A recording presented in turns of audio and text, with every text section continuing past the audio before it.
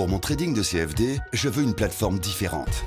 Des graphiques personnalisables, une exécution rapide, des spreads serrés, avec un acteur reconnu présent en France. Trader différemment avec CMC Markets.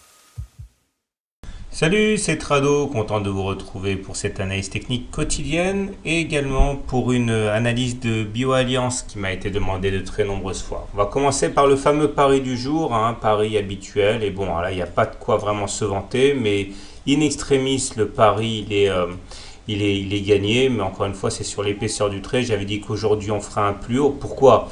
Parce qu'on avait eu ici une configuration en pénétrante haussière. Regardez, bougie rouge, avec une bougie verte qui commence plus bas et qui termine au-dessus de la moitié de la bougie précédente. J'en avais parlé déjà la dernière fois, c'est pas la peine d'y revenir. Et là, généralement, ça veut dire qu'on fait un plus haut le coup d'après. Alors, plus haut il y a eu, regardez, bon, c'est évident, mais on n'a pas réussi à tenir les plus hauts et dès qu'on les a inscrits, on a commencé à refluer. Et pourquoi a-t-on reflué? Eh bien, il semble bien que, bon, pour différentes raisons, mais la raison la plus évidente, c'est qu'on s'est pris la Tenkan sur la tête. Je vous rappelle, et c'est l'objet du livre que j'ai écrit et qui est à disposition sur mon blog, que lorsque la tendance est baissière, chacune des lignes Ishimoku constitue en tant que telle, eh bien, je vais enlever ça, je reviendrai un petit peu plus tard dessus, voilà. Chacune des lignes constitue en tant que telle une résistance qui empêche les cours de progresser, que ce soit la Kijun ou la Tenkan. Et donc on est bien en tendance baissière en unité de temps journalière, puisque regardez, les cours sont en dessous du nuage. Et la Chinku, le filtre, valide ce message puisqu'il est en dessous des prix. Donc on est en tendance baissière, j'en ai déjà parlé suffisamment. Donc du coup, la Tenkan a joué comme un assommoir, on se l'est pris dans la tronche et du coup, ça a mis fin à cette pénétrante haussière qui était pourtant promise à un avenir sans doute un petit peu plus glorieux que cette petite victoire de principe. Toujours est-il que ça reste toujours aussi mitigé. Et nous avons le SAR, les petits points verts là qui sont en dessous, donc ça veut dire qu'on est en tendance haussière, on en a déjà parlé. Mais d'autre côté, on a un biseau, une figure orange ici, un biseau descendant qui continue à canaliser les cours. On peut très bien aller toujours plus bas, bien que je vous rappelle que les biseaux descendants d'élargissement se cassent généralement par le haut. Bon, je considère à titre personnel que l'incertitude est tellement grande actuellement, que ce soit sur le plan géopolitique, que ce soit sur le plan des résultats. N'oubliez pas que, on a quand même on a plus de la moitié des entreprises du S&P qui doivent publier leurs résultats cette semaine, donc ça peut fortement influencer les évolutions des indices américains. Donc là, je pense que l'analyse technique est à mettre quand même entre parenthèses par rapport aux fondamentaux, que ce soit sur le plan des résultats des entreprises ou sur le plan géopolitique. En tout cas, on a une grosse zone d'indétermination que j'ai représentée ici par le canal, le rectangle, ici en gros entre 4373 et 4277, en gros 100 points d'indétermination dans lesquels on végète depuis que la situation est devenue un petit peu plus complexe au niveau international. Donc tendance baissière, mais on attend de sortir par le haut ou sortir par le bas avant de prendre des décisions au jour le jour. J'insisterai en disant donc que pour demain il n'y aura pas de pari parce que encore une fois le fondamental devrait reprendre ses droits et je ne contrôle absolument pas la teneur des résultats d'entreprise publiés ce soir.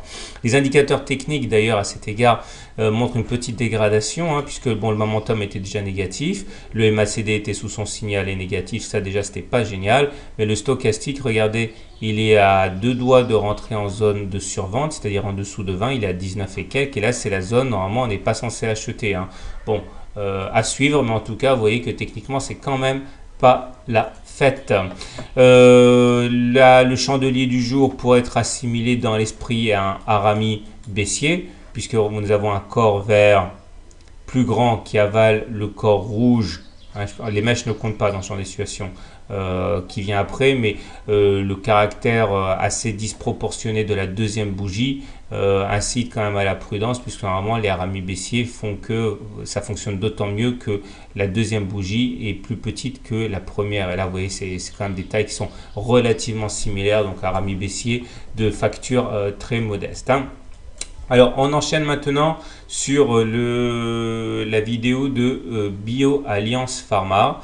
Pour commencer d'abord par le mensuel, hein, puisque ce sont des petites valeurs, donc il vaut mieux quand même prendre un petit peu de recul. Et là, on voit que les choses se précisent pour BioAlliance Pharma. Là, je ne tiens pas compte du tout des fondamentaux, comme d'habitude, il n'y a que la technique qui compte. Clairement, on est à l'intérieur d'un biseau d'élargissement, d'une figure d'élargissement, hein. Ce biseau est ascendant, donc on fait des rotations assez belles à l'intérieur. On a loupé la possibilité de casser par le haut ici, du coup on a embrayé sur une nouvelle rotation baissière. Et là, attention, on est en journalier, excusez-moi, là je me suis mélangé les pinceaux, donc on est en journalier. Et attention, il ne faudrait pas que cette cassure là soit confirmée par une deuxième bougie, parce que eh bien, ça accélérerait la sortie baissière. Donc bon, on a encore une chance pour réintégrer demain, mais on n'aura pas 3 ou 4 chances d'affilée, hein. Donc clairement, actuellement, on est déjà en tendance baissière parce que regardez, les cours sont en dessous du nuage. Et la Chinku, la lagging span comme vous voulez, est en dessous des cours. Donc on est en tendance baissière et d'ailleurs on est en train de casser cette configuration avec comme support à 7,5 €. Donc il faut absolument réintégrer ça très vite demain sous peine d'avoir une accélération baissière. Maintenant il faut savoir que cette accélération baissière va quand même subir la loi des unités de temps supérieures. Maintenant si on bascule en hebdomadaire, on voit que les choses ne sont pas aussi terribles puisqu'on est en tendance haussière. Effectivement, là c'est l'inverse. Voilà le nuage. Et on est au-dessus du nuage, donc on est en tendance haussière. Et c'est confirmé par la Chinku, ou la Ginspan, comme vous voulez, qui est au-dessus des cours. Donc tant qu'on se maintient au-dessus du nuage, qui est actuellement vers 7,10, on demeurera en tendance haussière. Ok, puis on a en support deux choses. On a en support le super trend, ici, qui a bien servi d'amortisseur lors de la précédente attaque. Et on a également en support le SAR, qui est haussier. Donc on a une grosse résistance, enfin support sur les 7,04. Il ne faudrait quand même pas la casser, quoi, hein. Et si on termine avec le mensuel, pour avoir une idée à long terme de BioAlliance Pharma, là par contre c'est très haussier, puisque nous sommes une fois de plus au-dessus du nuage, ça vous l'avez compris. Mais cette fois-ci, on est maintenu par la Kijun, là qui a servi de rempart à la baisse depuis 1, 2, 3, 4, 5, 6 mois.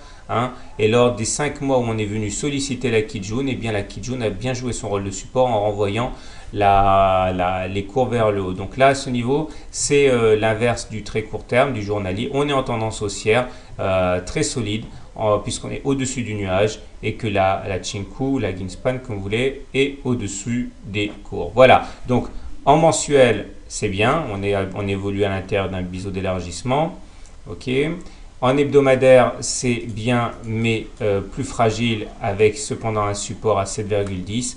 En journalier, par contre, ça commence à sentir un peu le cramé avec cette fragilisation ici du biseau d'élargissement dans un contexte de tendance baissière, puisqu'on est sous le nuage et les prix au-dessus de la lagging span. Voilà, je vous souhaite une bonne journée, de bons trades. Si vous découvrez mon travail, n'hésitez pas à demander votre e-book 100% gratuit.